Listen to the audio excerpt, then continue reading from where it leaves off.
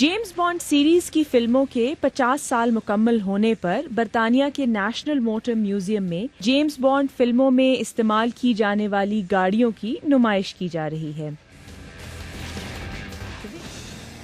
इस नुमाइश में जेम्स बॉन्ड की इस्तेमाल शुदा 2 पहियों पर चलने वाली, हवा में कलाबाजी खाने वाली और ज़ेरे आब चलने वाली गाड़ियों के अलावा कश्तियाँ और आबदोजें भी रखी गई हैं।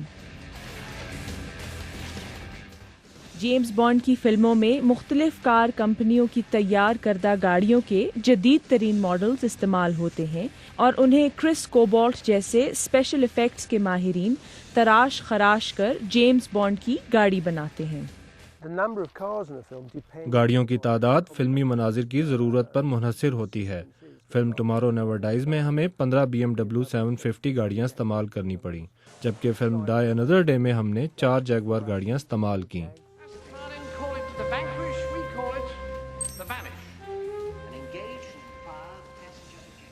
जेम्स बॉन्ड की गाड़ी में सवारी करने का एहसास किसी देरीना ख्वाब के पूरे होने जैसा है।